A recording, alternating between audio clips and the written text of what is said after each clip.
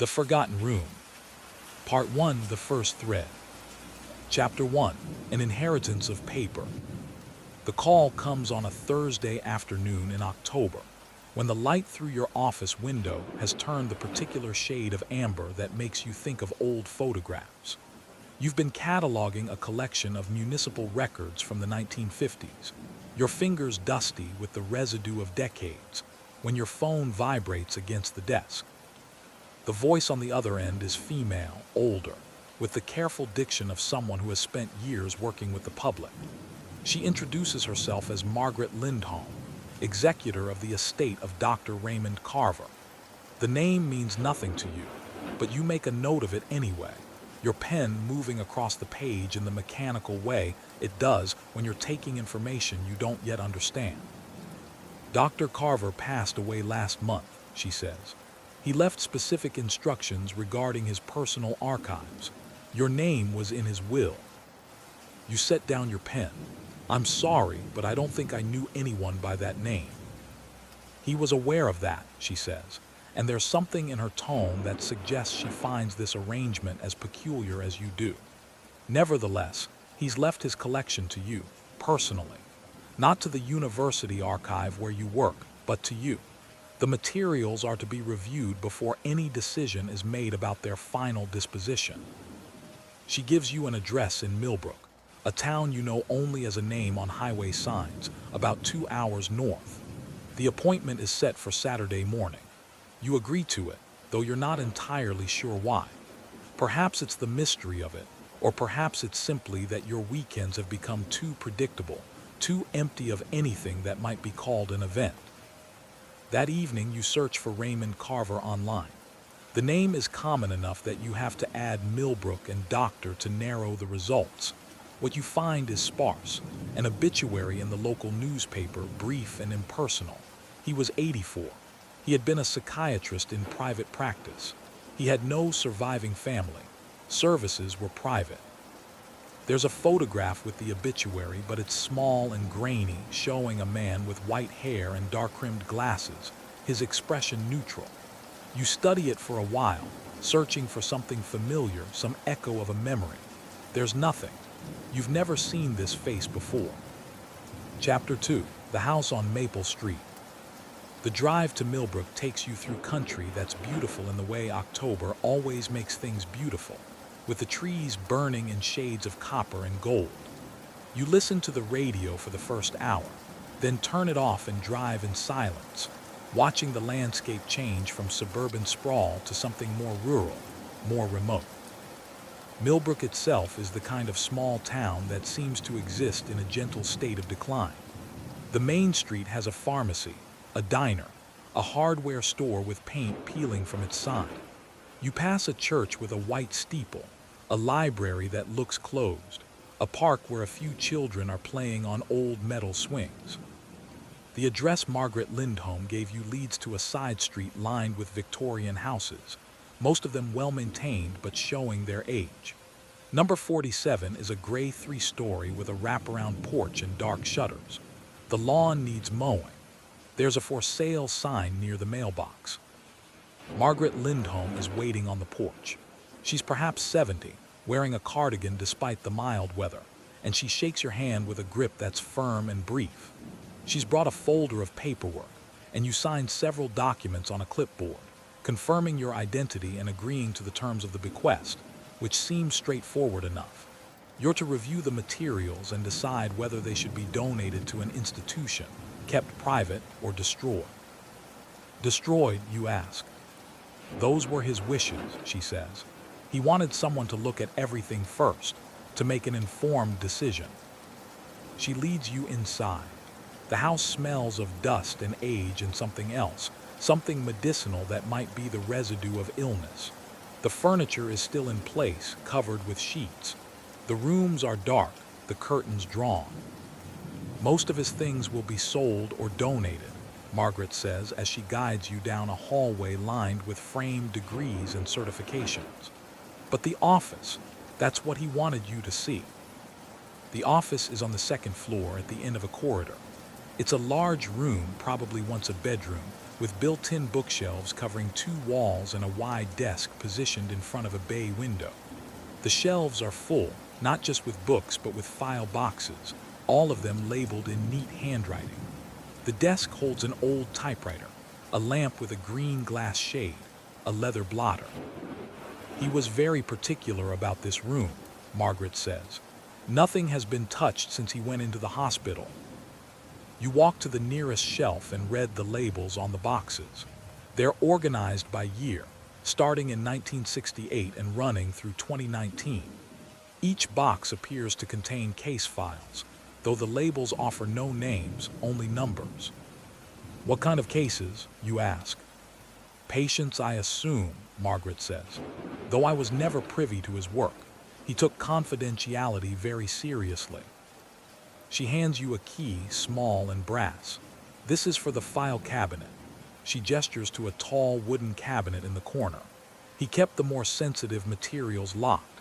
The key to the house is in the kitchen, on a hook by the door. You're welcome to come and go as you need. I'll be managing the estate for the next few months, so there's no rush." You take the key, feeling its weight in your palm. "Did he ever mention why he chose me?" Margaret's expression softens slightly, though it's hard to tell if it's sympathy or something else. "He said you'd understand when you started reading. That's all he told me." She leaves you there, her footsteps creaking down the stairs, and then you hear the front door close. You're alone in the house, in the office of a man you never knew, surrounded by decades of files from people whose names you don't recognize. You pull out the first box, labeled 1968-1970, and set it on the desk. Inside are manila folders, each one thick with papers. You open the first folder. The case number is written on the tab, 68001. Inside, there's an intake form, session notes written in a cramped hand, a few newspaper clippings. The patient's name has been redacted, black marker obscuring the identity. But the notes are detailed, clinical. A woman in her 30s, suffering from what Dr. Carver diagnosed as acute anxiety following a traumatic event. The session spans 6 months, and the notes suggest slow progress, setbacks, eventual stabilization. You read through several more files.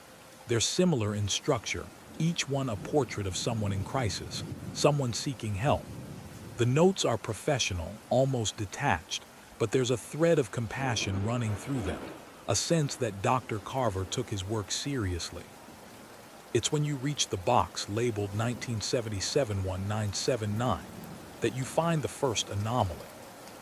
The file is thicker than the others, marked 78014. The intake form is standard, but the notes are different. They're longer, more detailed, and they reference something Dr. Carver calls the Westwood Matter. There are dates, locations, and a series of questions that seem less like therapeutic inquiry and more like investigation. At the bottom of the file, there's a photograph. It's black and white, slightly faded, showing a young woman standing in front of a house. She's perhaps 20, with dark hair and a serious expression. On the back, in Dr. Carver's handwriting, Elizabeth Westwood, 1978. You set the photograph down and reach for the locked file cabinet. The brass key fits smoothly and the drawer slides open with a whisper of old wood. Inside, there are more files, but these are different. They're not patient records. They're labeled with names, dates, and a single word: disappearance. The first file you pull is labeled Elizabeth Westwood, missing, June 14, 1978. Chapter 3, The Girl Who Vanished. You spend the rest of Saturday afternoon in that office, reading through the file on Elizabeth Westwood. The light outside shifts from afternoon to evening, and you turn on the desk lamp, its green shade casting a soft glow over the papers.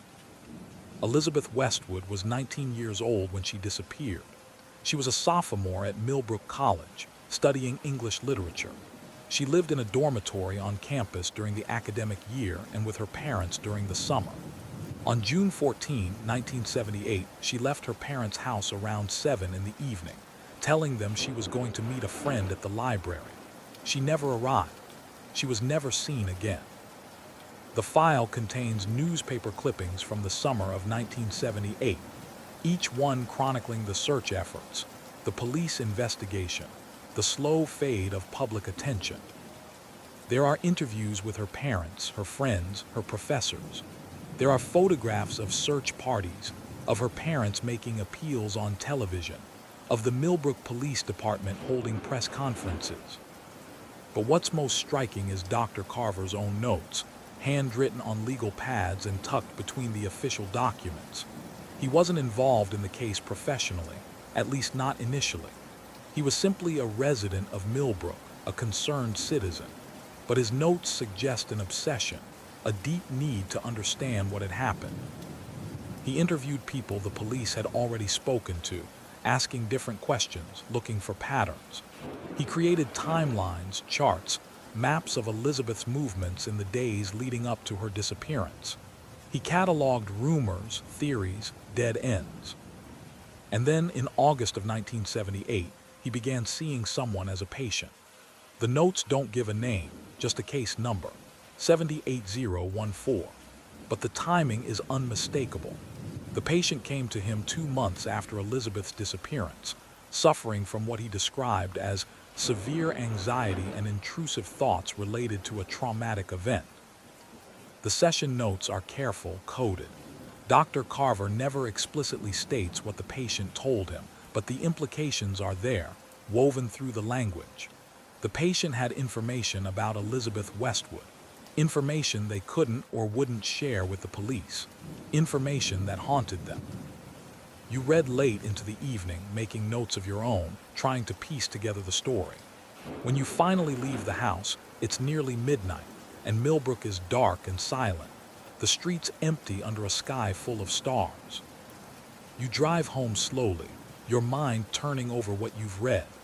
The case of Elizabeth Westwood has been cold for more than 40 years, forgotten by everyone except, apparently, Dr. Raymond Carver. And now, for reasons you don't yet understand, he's passed that knowledge to you. Part 2, Excavation. Chapter 4, The Library. On Monday, you call in sick to work. It's not entirely a lie. You barely slept the night before, your dreams full of dark houses and empty rooms and a young woman's face in a photograph. You spend the morning in your apartment, drinking coffee and reviewing the notes you made over the weekend.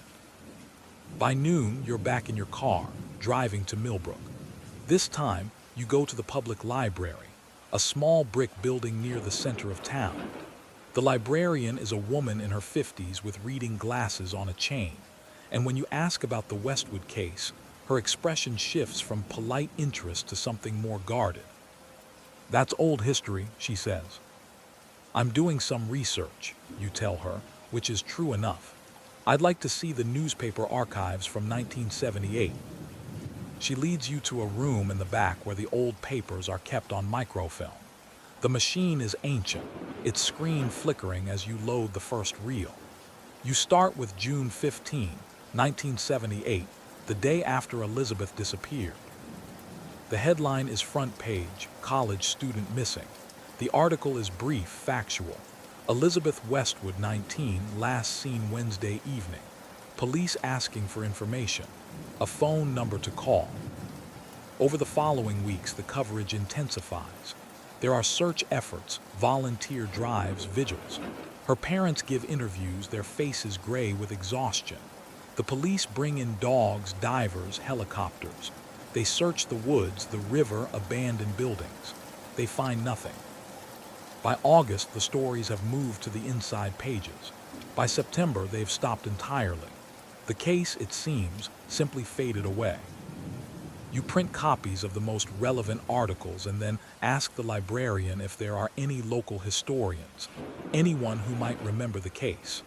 She gives you a name, Peter Marsh, a retired teacher who's written several books on Millbrook's history. He lives on the outskirts of town. You find his house late in the afternoon, a small ranch-style place with a tidy garden. Peter Marsh is in his 70s, white-haired and energetic, and he invites you in without hesitation when you mention the Westwood case.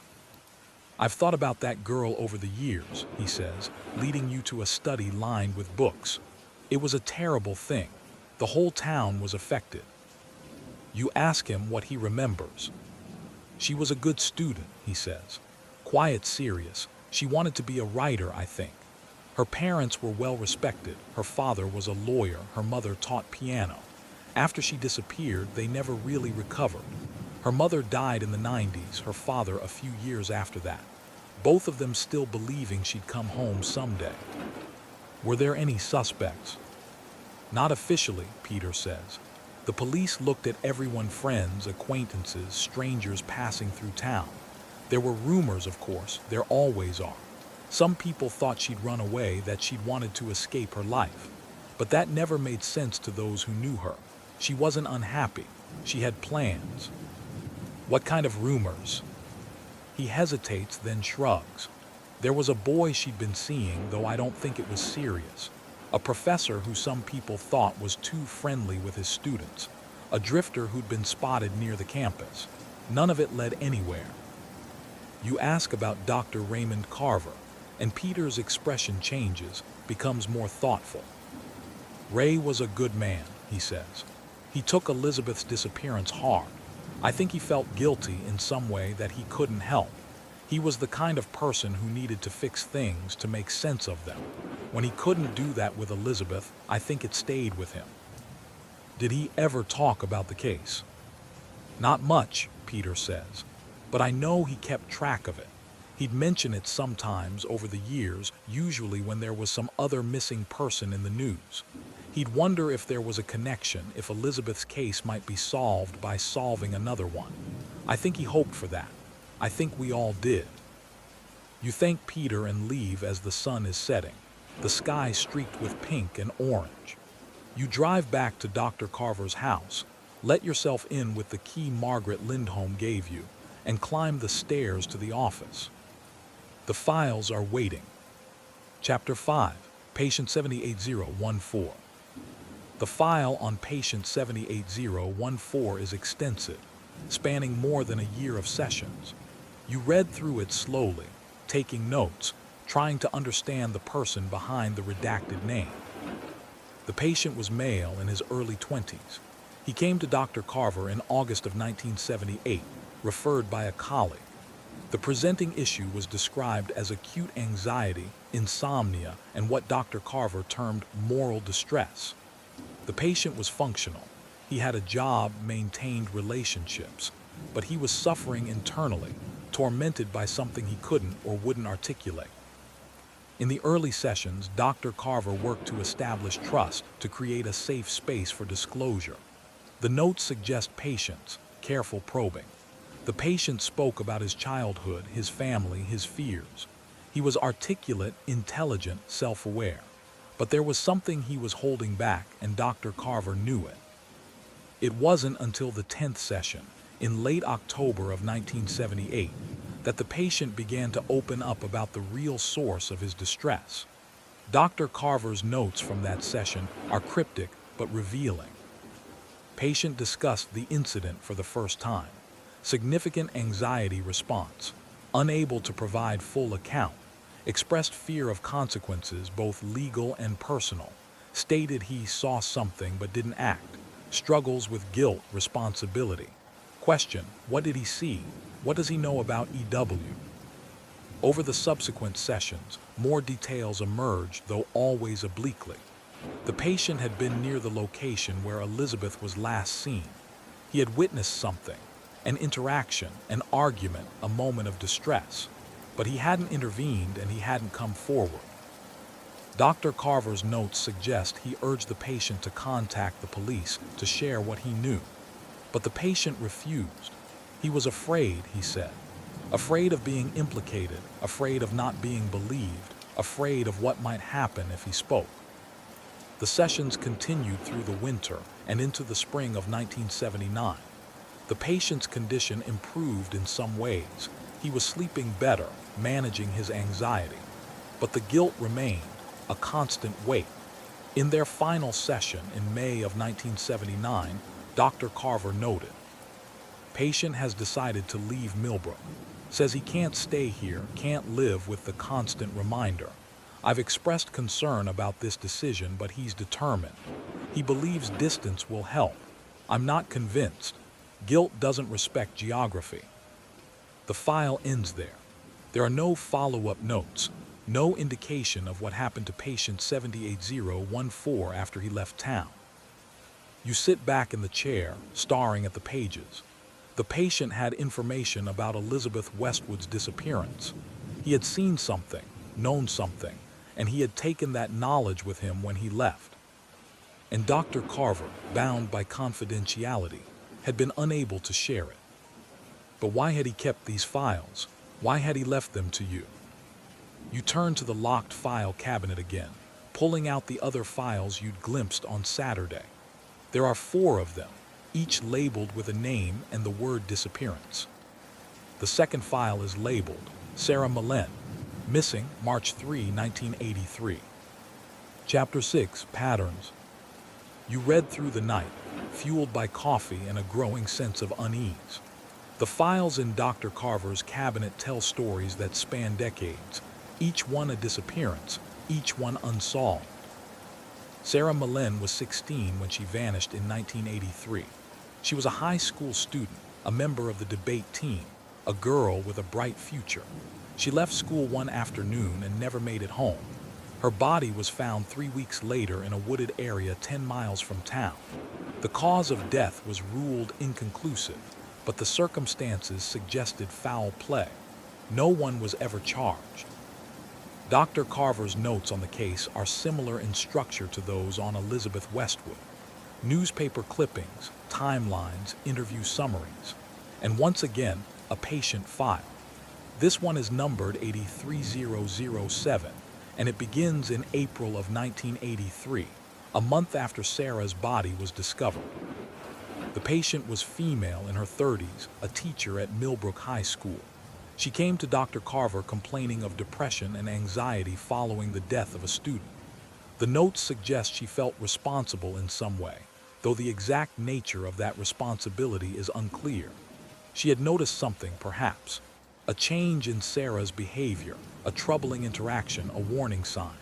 But she hadn't acted, and now Sarah was dead. The sessions lasted 6 months. The patient eventually moved away from Millbrook, seeking a fresh start elsewhere. The pattern repeats with the third file, David Chen, missing October 12, 1991.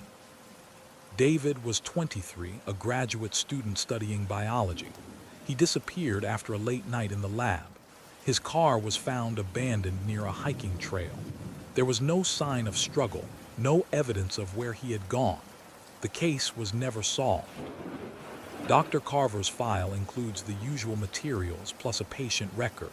91012, a man in his 50s, a professor at the college, who came to Dr. Carver suffering from insomnia and intrusive thoughts. He had been David's advisor, and he carried the weight of guilt for not noticing signs of distress, for not intervening when perhaps he should have. The fourth file, Rebecca Torres, missing June 8, 2003. Rebecca was 31, a social worker, a single mother. She dropped her daughter off at daycare one morning and was never seen again. Her car was found at a rest stop 50 miles away. The investigation went nowhere. The patient file, 3019. A woman in her late 20s, Rebecca's colleague. She had information, perhaps. She had seen Rebecca with someone, heard her mention something troubling. But she hadn't pressed, hadn't asked the right questions. And now Rebecca was gone. 4 disappearances. 4 patients, each one carrying guilt. Each one holding pieces of information they couldn't or wouldn't share with the authorities. And Dr. Carver, documenting it all, trying to make sense of the pattern. You organize the files on the desk, creating a timeline. Elizabeth Westwood, 1978. Sarah Mullen, 1983. David Chen, 1991. Rebecca Torres, 2003. 4 cases spanning 25 years, all in or around Millbrook. Is it coincidence, a small town share of tragedy, or is there something more? You pull out a map of the area and mark the locations where each person was last seen. where bodies or cars were found. There's no obvious geographic pattern, no concentration that might suggest a single perpetrator.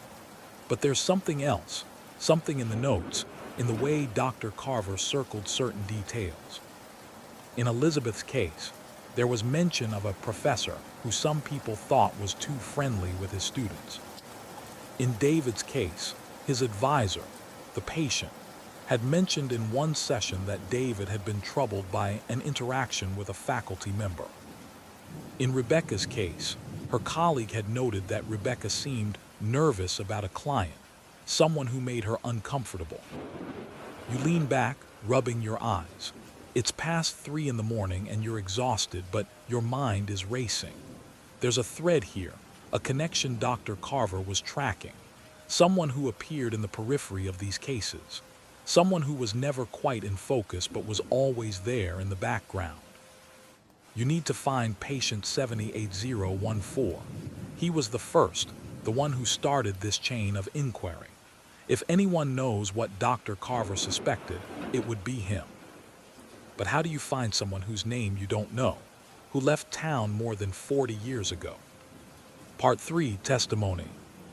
Chapter 7, The College. In the morning, you drive to Millbrook College.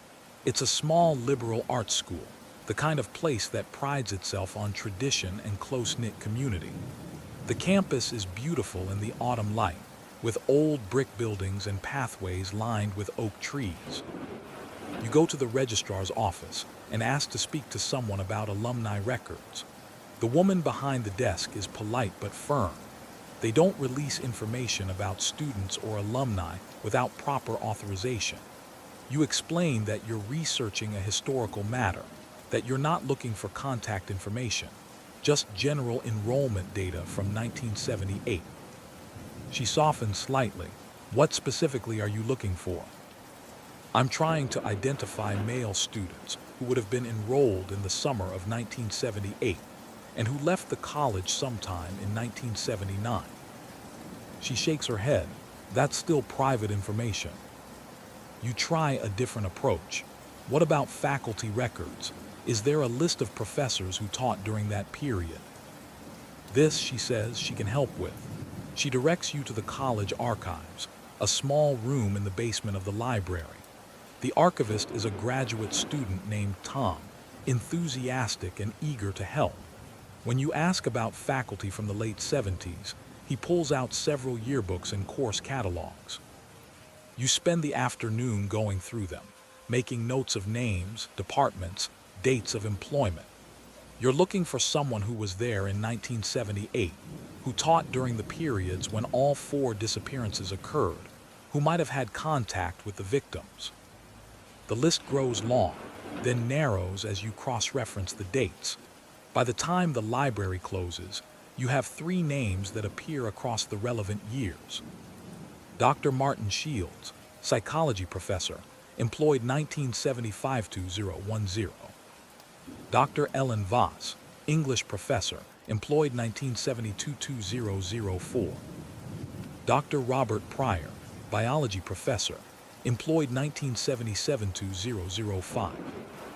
You copy down their names and what information you can find, departments, courses taught, any mentions in campus publications. Then you thank Tom and drive back to Dr. Carver's house. In the office, you search through the files for any mention of these names. You find Dr. Shields referenced once in the Elizabeth Westwood file. He was interviewed by police as part of their standard questioning of faculty. The notes indicate nothing suspicious. Dr. Voss appears in a newspaper clipping about Sarah Millen. She had been one of Sarah's teachers and had spoken to the press about what a promising student Sarah was. Dr. Robert Pryor's name appears nowhere in the files. You sit with this for a while. The absence of information can be as telling as its presence. Dr. Carver was meticulous. If Pryor's name isn't in the files, it could mean he was irrelevant, or it could mean something else. You search for Robert Pryor online. What you find is limited. He retired from Millbrook College in 2005 and died in 2018. There's an obituary, brief and impersonal. He was 76. He had been a dedicated educator. Services were private. Another dead end. You turn your attention back to patient 78014. The file contains session notes but no intake form, no personal information beyond what Dr. Carver observed. But there's one detail you'd noticed earlier and not fully considered. In several sessions, the patient mentioned his job. He worked at a bookstore in town. Millbrook is small. How many bookstores could there have been in 1978? Chapter 8, The Bookshop. The next morning, you return to Peter Marsh. He greets you warmly, offering tea, which you accept. You ask him about bookstores in Millbrook in the late 70s. There was only one, he says. The Millbrook Book Company on Main Street. It closed in the 90s when the owner retired. The building's a coffee shop now. Do you remember who owned it? Harold Vance, Peter says. Nice man, very knowledgeable about books. He ran the place for decades. Is he still alive? He is, actually. Lives in a retirement community about 20 minutes from here. I see him occasionally at town events. Peter gives you directions to the Meadowbrook Retirement Village, and you drive there immediately. The facility is pleasant, well-maintained, with a large common room and walking paths through gardens. At the front desk, you ask for Harold Vance, explaining that you're researching the history of Millbrook's businesses. Harold is 89, but his mind is sharp. He meets you in the common room, settling into a chair with a sigh. When you mention the bookstore, his face lights up. Those were good years, he says. I loved that shop, loved the work. You ease into the real reason for your visit. I'm trying to find someone who might have worked for you in the late 70s. A young man, early 20s. He would have left town in 1979. Harold thinks for a moment. I only had a couple of employees back then. It was a small operation. There was a young woman who worked part-time, and there was David. Your pulse quickens. David. David Keller, Harold says. Smart kid, loved literature. He worked for me for about a year, maybe a little more. Then he left rather suddenly. Said he needed to move on, find a new start somewhere. I was sorry to see him go. Do you know where he went? No idea, Harold says. We exchanged a couple of letters at first, but then we lost touch. That was a long time ago. Do you remember anything else about him? Anything unusual about the time he worked for you? Harold's expression grows more thoughtful. He was a troubled young man, I think. Very internal, very serious. There was something weighing on him, especially toward the end.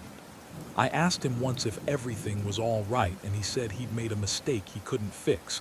I didn't press. I wish I had. You thank Harold and leave with the name. David Keller. It's a common name, but it's more than you had before.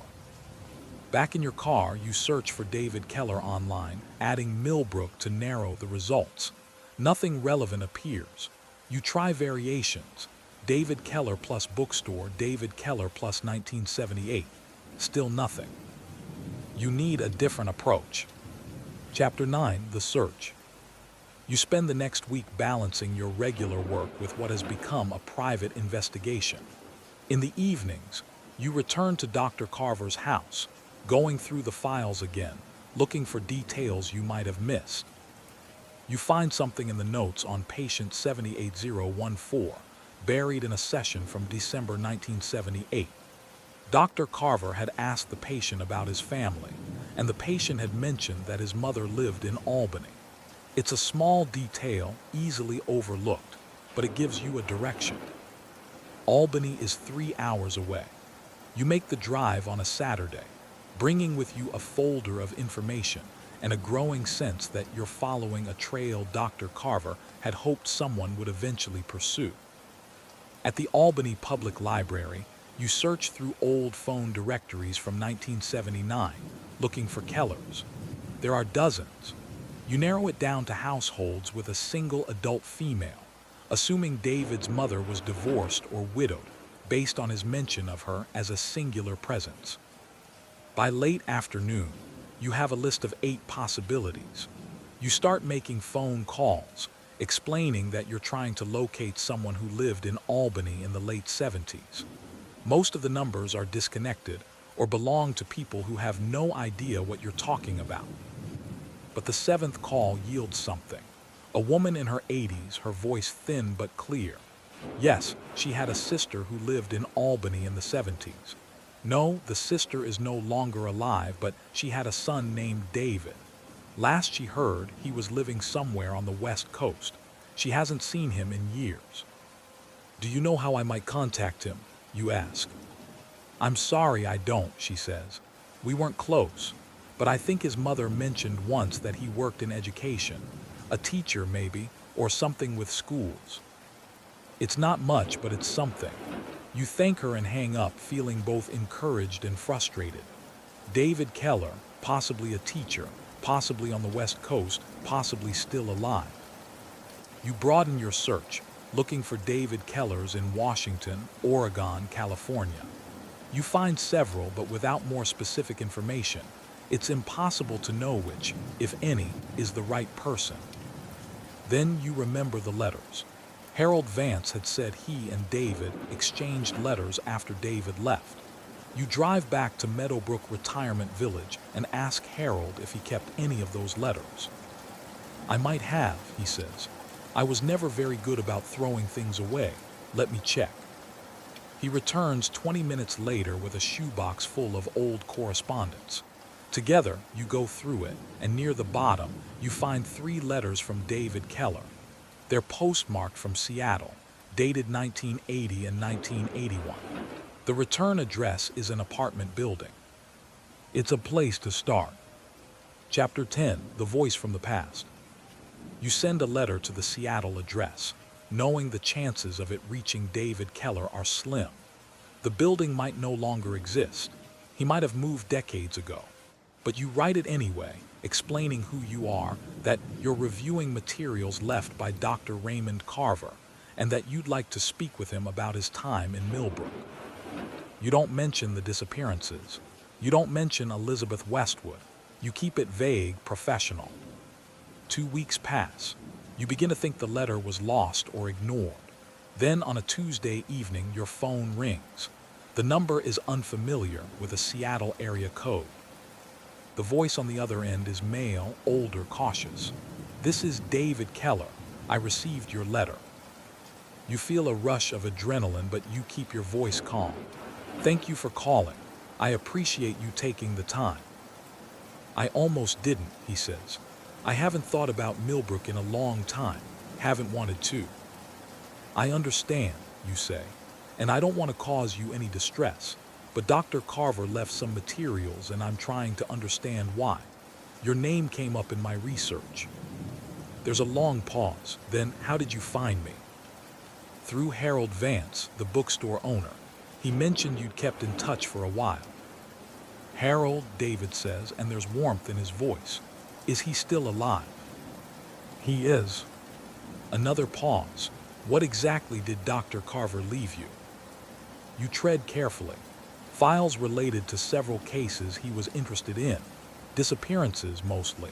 I think he was trying to find connections to understand patterns. I believe you were one of his patients. I was, David says quietly, a long time ago. Can I ask you about that? I don't know, he says. I spent a lot of years trying to move past it. I'm not sure I want to go back. I understand, you say. But if there's something you know, something that might help bring closure to these cases. Closure, he says, and there's bitterness in the word. Do you really think that's possible? I don't know, you admit, but I think Dr. Carver believed it was worth trying. There's a long silence. You can hear him breathing, hear the faint sound of traffic in the background. Finally, he speaks. If I talk to you, it stays between us. I'm not making any official statements. I'm not getting involved with police or lawyers or any of that. I'm an old man, and I've made my peace as much as I can. But if it helps you understand what Ray was working on, then maybe it's worth it. That's all I'm asking, you say. All right, he says, but not over the phone. If you want to do this, you come to Seattle. We do it in person. You agree. You book a flight for the following weekend. Part 4, Confession. Chapter 11, Seattle. The city is gray and damp when you arrive, the sky heavy with clouds. David Keller meets you at a coffee shop in the Fremont neighborhood, a quiet place with mismatched furniture and old photographs on the walls. He's in his mid-60s, thin and gray-haired, with a face that suggests he's spent a lot of time thinking. He shakes your hand briefly and orders tea for both of you, then leads you to a table in the corner, away from the other patrons. I've been debating whether to do this, he says once you're seated. Whether it's fair to you, whether it's fair to me. But I keep thinking about Ray. He was a good man. He tried to help me when I needed it. So maybe this is something I owe him. Tell me about 1978, you say gently. David looks out the window, watching the rain begin to fall. I was 22. I dropped out of college after a year, didn't know what I wanted to do with my life. I was working at Harold's bookstore, living in a rented room, trying to figure things out. It was a quiet life, which was what I wanted. He pauses, gathering his thoughts. I knew Elizabeth Westwood, not well, but we'd talked a few times. She came into the bookstore regularly. She was smart, passionate about literature. We had conversations about books, about writing. It was friendly, nothing more. The night she disappeared, he continues, I was out walking. I did that a lot back then, couldn't sleep, would wander around town. I was near the library and I saw her. She was with someone, a man. They were standing by his car and they were arguing. You lean forward slightly. Who was the man? I didn't know at the time, David says. I'd seen him around campus, but I didn't know his name. He was older, maybe in his 30s. He was holding her arm, not violently, but firmly. She looked upset, scared maybe. I stood there watching and I should have done something. Should have called out, should have walked over, but I didn't. I was a coward. What happened next? She got into the car, he says. She seemed to give in, to stop resisting. They drove away, and I went home. I told myself it was none of my business, that maybe I'd misread the situation. But the next day, when I heard she was missing, I knew I'd seen something important.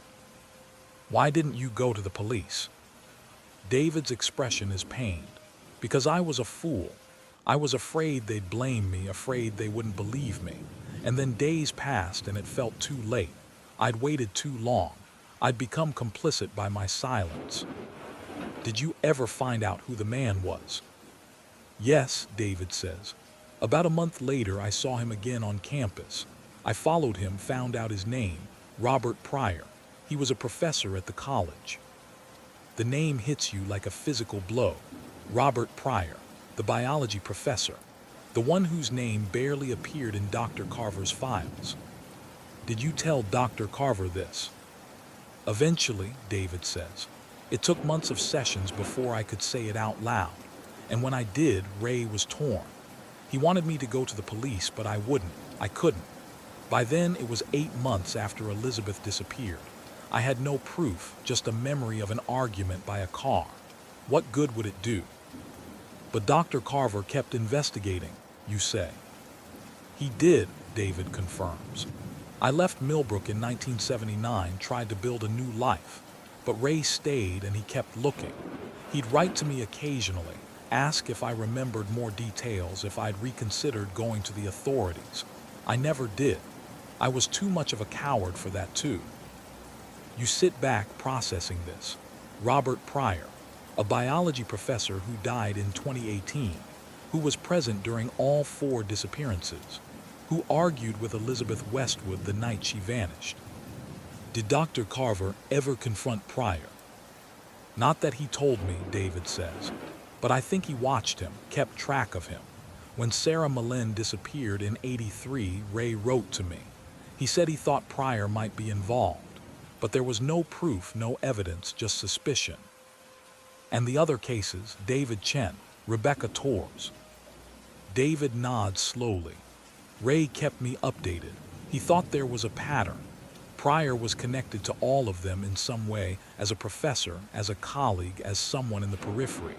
But it was always just beyond reach, never quite enough to prove anything. Why are you telling me this now? Because Ray's dead, David says, and Pryor's dead, and maybe it's time someone knew the truth, even if nothing can be done about it. Maybe you can finish what Ray started. Maybe you can find something he couldn't. You thank him for his honesty, for his trust. You spend another hour talking and he gives you more details, descriptions of the car, the location where he saw Elizabeth and Pryor, other observations from that summer. Then you part ways and you fly back east with a name, a story, and a renewed sense of purpose. Chapter 12, The Professor. Back in Millbrook, you dive into Robert Pryor's life. You request his personnel file from the college, citing historical research. They provide a sanitized version, dates of employment, courses taught, committees served on. Nothing about complaints, nothing about problems. You search for his obituary again, this time reading more carefully. He was survived by a daughter, Melissa Pryor, who lives in Vermont. There's no other family mentioned. You find Melissa's contact information through public records and send her a letter, explaining that you're researching the history of Millbrook College and would like to speak with her about her father's career. You frame it as an academic project, nothing threatening. She calls you 3 days later. Her voice is cautious but not unfriendly. I'm surprised anyone's interested in my father's work, she says. He was a good teacher, but he wasn't famous or anything.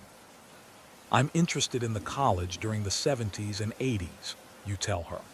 Your father taught during an important period in the school's development. He did love teaching, she says. It was his whole life, really. You ask if she'd be willing to meet, and she agrees. She's planning to visit Millbrook the following week to clear out some items from a storage unit. You could meet her then. Chapter 13, The Daughter. Melissa Pryor is in her early 50s, a lawyer in Burlington. She meets you at a diner in Millbrook, sliding into the booth with a tired smile. She's professional, efficient, but there's a guardedness about her. I don't have much time, she says. I'm only in town for the day. You start with easy questions. What was her father like? What were his interests?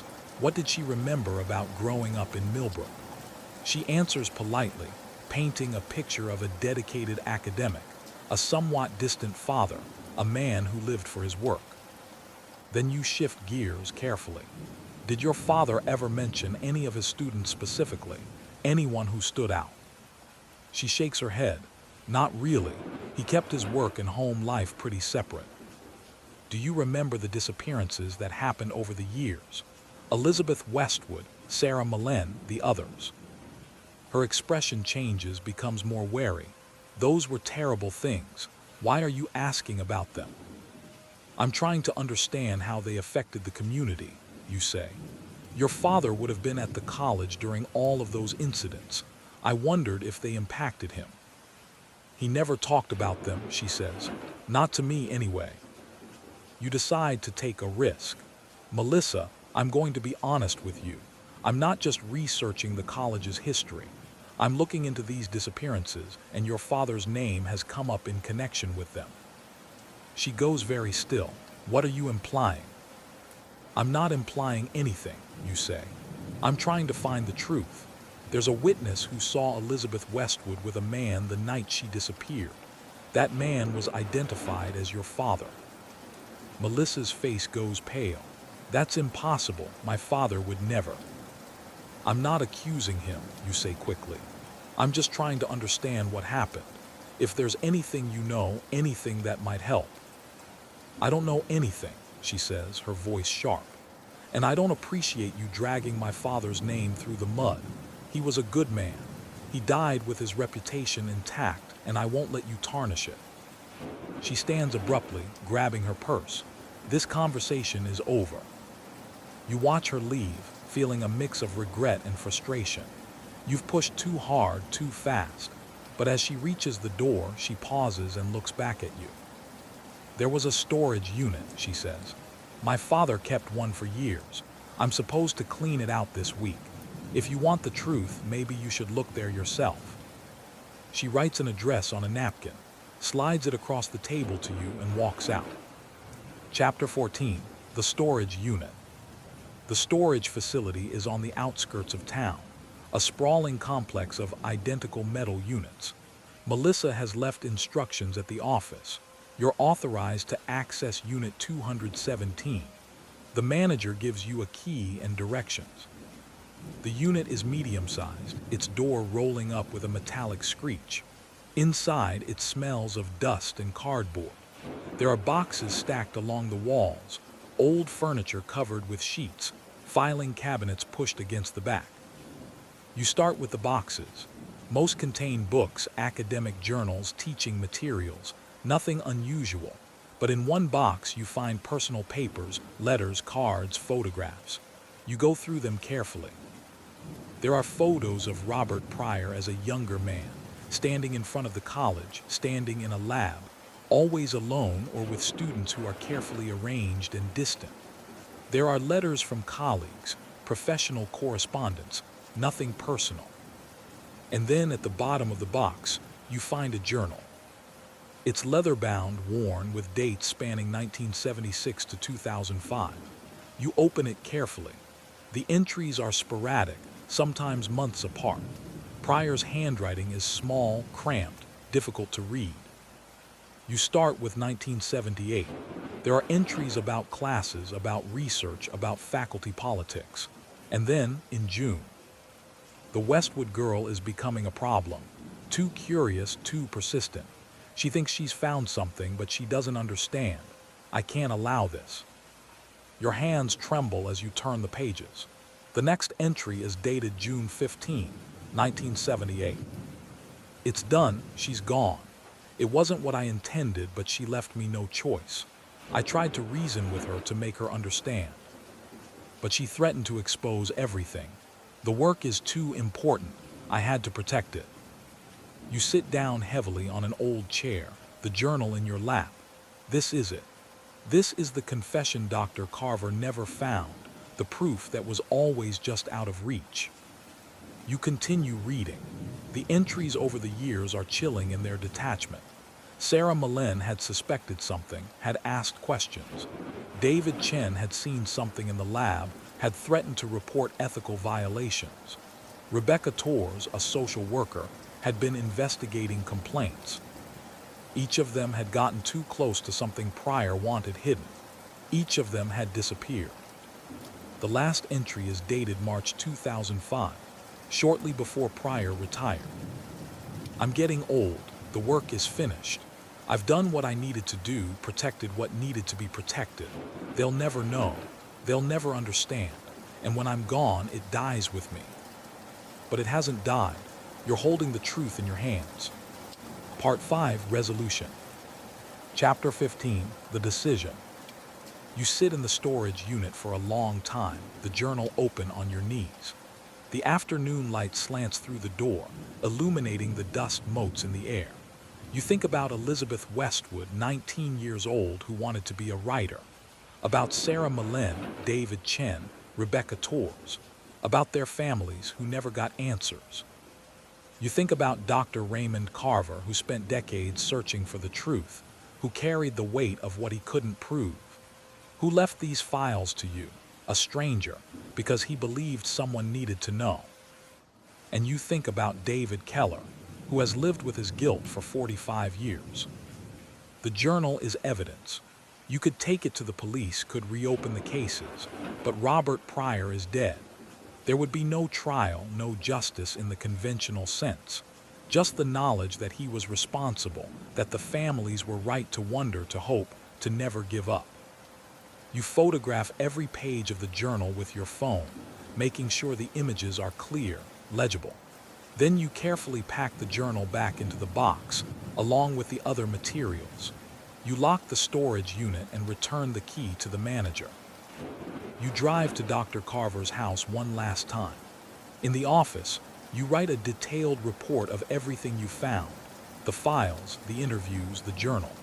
You include copies of the photographs, transcriptions of key entries. You make it thorough, professional, something that could stand as a historical record. Then you make phone calls. Chapter 16, Closure. The first call is to Peter Marsh. You tell him what you found and he listens in silence. When you're finished, he's quiet for a long moment. All these years, he finally says. All this time and he was right there, teaching our children, living among us. I'm sorry, you say. Don't be, he says. You found the truth, that's what matters. The second call is to Margaret Lindholm. You explain that you've completed your review of Dr. Carver's materials and that you'd like to donate them to the State Police Archives, along with your report. She agrees to make the arrangements. The third call is to David Keller. You tell him about the journal, about the confirmation of what he saw that night in 1978. I should feel vindicated, he says, but I just feel tired. You were a witness, you tell him, not a participant. You were young, scared, human. Ray used to tell me that, he says. I never quite believed him. Believe it now, you say. The fourth call is the hardest. You track down the families of the victims, those who are still alive, and you tell them as gently as you can what you've discovered. Some cry, some thank you, some just listen, absorbing the information they've waited decades to receive. Elizabeth Westwood's cousin, who has kept the missing person case alive on social media, tells you, we always knew something was wrong. We always knew she didn't just leave. Thank you for proving us right. Chapter 17, The Archive. 3 months later, you're back at your job at the University Archive, cataloging records and preserving history. The Millbrook case is closed officially. The police have reviewed the evidence, confirmed the findings. There was a press conference, news articles, a collective exhalation from a town that had carried these mysteries for so long. Margaret Lindholm calls you on a cold afternoon in January. Dr. Carver's house has sold. The files have been transferred to the appropriate authorities. The estate is settled. There's one more thing, she says. Dr. Carver left a letter for you. I was instructed to give it to you only after you'd completed your review of the materials. She mails it to you, and it arrives 2 days later. The envelope is sealed with wax, old-fashioned and formal. Inside, there's a single sheet of paper, typed on the same manual typewriter that was in Dr. Carver's office. Dear Archivist, if you're reading this, you found what I could not. I chose you carefully, though you never knew me. I followed your work, read your published papers on historical investigation, on the ethics of archival research. I knew you would approach this with care, with respect for the dead and the living. I spent 40 years trying to prove what I knew in my heart but could not verify. I was bound by the constraints of my profession, by confidentiality, by the lack of concrete evidence. You had no such constraints. You could ask the questions I could not, follow the threads I could only document. I hope you've brought some measure of peace to those who needed it. I hope you understand why I chose this path, why I left these files to you rather than to the authorities or to the families directly. The truth needed to be discovered, not delivered. It needed to be earned. Thank you for finishing what I started. Raymond Carver. You fold the letter carefully and place it in your desk drawer. You think about all the hours you spent in that office, reading through decades of files, following the trail of a man's obsession with justice. You think about the families who finally have answers, about David Keller who can perhaps forgive himself, about a small town that can move forward. And you think about the work you do, the preservation of history, the careful documentation of lives lived and stories told. It's quiet work, patient work, the kind of work that happens in dim rooms with old paper and fading ink. But it matters. It all matters. Epilogue Winter Light. 6 months after you discovered Robert Pryor's journal, you drive to Millbrook one last time. It's winter now, and the town is hushed under a light dusting of snow. You park on Main Street and walk to the cemetery, following the directions you'd looked up the night before.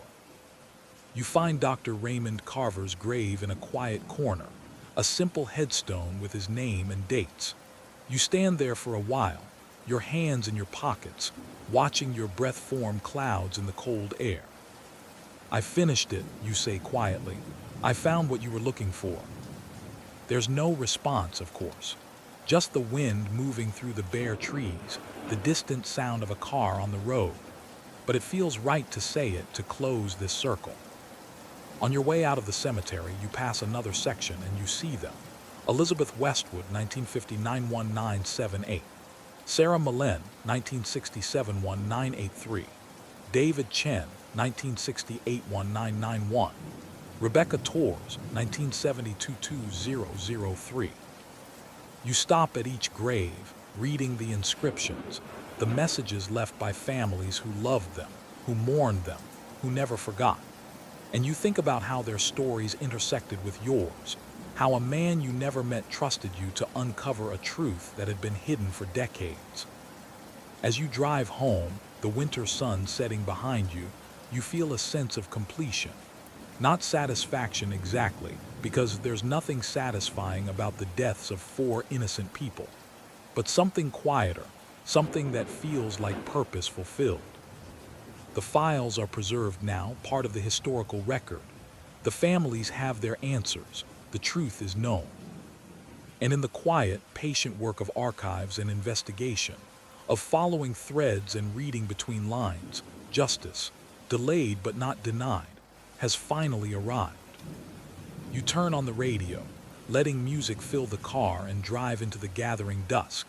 Tomorrow, there will be new files to catalog, new histories to preserve. But tonight, you carry with you the weight and the lightness of a story told, a mystery solved, a promise kept. The work continues. It always does.